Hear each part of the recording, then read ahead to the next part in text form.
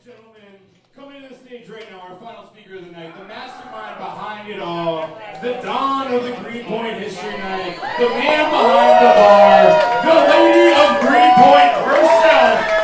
This is in the flesh, a 3-mile walking tour of the neighborhood, starting at the Pulaski Bridge.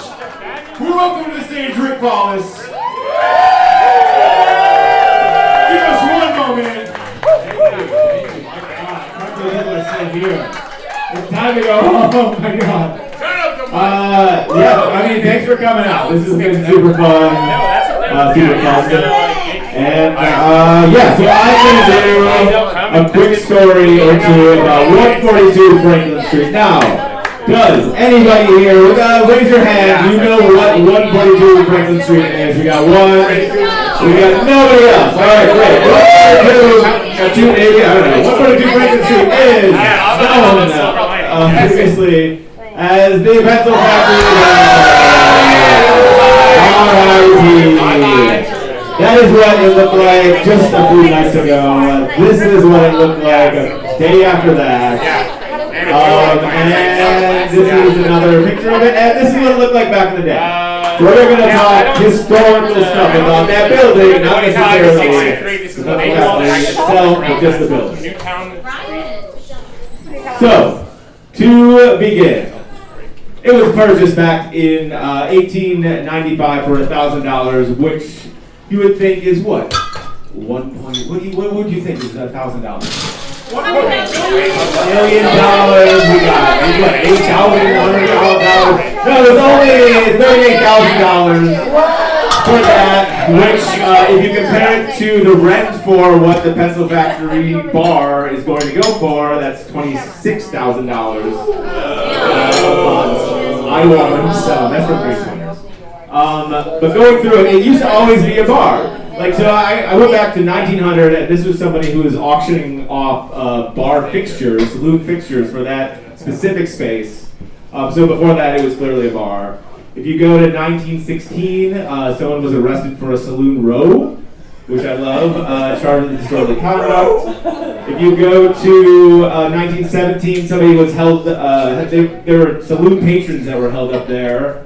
It says 3 men with revolvers collected $15 in cash from the crowd, then fired their pistols in the air, warned all to keep quiet, and ran away. So that was 1917. And then we move on to Prohibition, and in Prohibition, it was raided in 1921 there. Part I want to highlight here is, just trust me, this is what it says. Collins said that he bought a drink for 25 cents, which is very good. In 1933, there was another article about beverage license being, whatever. It was given to that space. But also you could buy, later on you could buy, there's an auction house there for a little bit, but also people live there as well, in the building itself, not in that space. Including Dado Nellis, who was given a $5 fine for horse unattended. Which I love. And also in 1958, did I say? Yeah, 1958 there were, in Greenpoint, the first 42 Lucky Thanksgiving turkey winners among those who filled out coupons at Greenpoint's 300th anniversary sales day were announced, including, who can forget, Mrs. S. McGrath of 142 Franklin Street. So she won one of the 42 turkeys. Let's go. But we are going to get into now the headline story of this talk, which includes this gentleman, who also, you might know his name, if not the picture, Anthony Comstock. You ever know who Anthony Comstock is? We'll go through a little history of him. Born March 7th, 1844, he was an anti-vice activist. U.S. Postal Inspector, he was dedicated to upholding Christian morality. He opposed obscene literature, abortion, contraception, masturbation, gambling, prostitution, and patent medicine.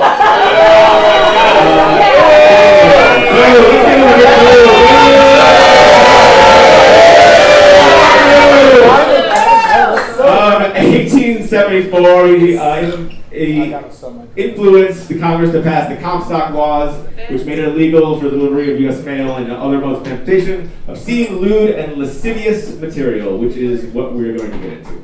Yeah. This fucking guy, he loved to raid places. He could not stop raiding anything that was inside. So many raids, Long Island raids. All this is all New York. This is all Brooklyn. Brooklyn is LIC. So many raids, so many taking things away, including the more new pictures. Anthony Comstock found some nude pictures in the apartment of George W. Pond, an old man. 142 Franklin Street. He accuses man of too much freedom in photographic pose. At the bottom there, it says it was that Mr. Pond had his picture taken in a very striking attitude last year. That suggests that he himself was photographed naked. Later on, it will become clear it's not that, but I just love that turn of phrase. His complaint, so who turned him in? His grandson.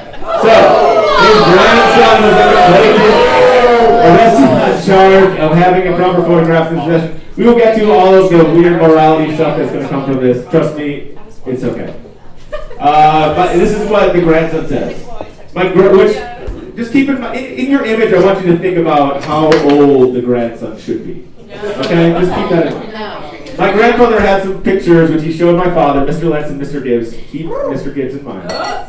I saw them, though he did not show them to me. Afterwards, I borrowed from him some of those pictures, and he gave them to my mother, that she might know what her father was doing. I had told her. She had charged him with the possession of the pictures, and he had denied the fact. Now, Mr. Gibbs was another witness in the thing. Again, Mr. Gibbs, keep in mind. He told him that he had seen pictures in Mr. Pond's flat on New Year's Day. He was the one who went to Anthony Comstock to turn him in. All right, keep all this in mind. We're getting pretty soon after the newspapers picked it up, man accused by Comstock victim of conspiracy. People are suddenly getting kind of skeptical about, the family is kind of involved in this whole thing where they're turning him in for some weird reason. Is it a plot against Pond? The newspapers are saying that. The old man swears, I never saw these pictures before in my life. Pond says he is a victim of spite. Pond is saying it is not me. So the daughter, who is the mother of the grandson, she was in a divorce suit. And the defendant of the case was fined for assaulting an old man who tried to end his daughter's infatuation. Now, who is this? The infatuation was with Mr. David Gibbs. Now, Mr. Pond is the father of Alma Fletcher. We'll get to that in a little bit. In a divorce suit brought by Mrs. Rosa Gibbs against David Gibbs. And also, David Gibbs was fined $10 for assaulting Mr. Pond. Now, keep that in mind as well. Now we are going to get to a slide that took me probably close to 15 hours. Oh my God. So, I'm breaking it all down for you right now, because there's a lot of information that you all just got. But trust me, this is all fact-checked as far as the 1800s, 1900s. We have George W. Pond, 72 years old. Young, 72 years young. Living at 142 Franklin Street, which we all know is a pencil factory bargain. His daughter, Elva, also known as Elva and Fletcher, that's important, just the difference, but it's the same person for that. Who is also married to James Fletcher, who we haven't talked to and we really will not talk about in this story. And their son, John R. Fletcher, 20 years old. That is the grandson, first of all. 20-year-old grandson is the one who's kind of like running At the same time, we have David Gibbs. Now, who is David Gibbs? He's a wanderer. He knows George W. Pond from work. And David Gibbs is married to Rosa Gibbs. They seem happy, but David and Alva have a little thing going. We have a heartbreak. This one?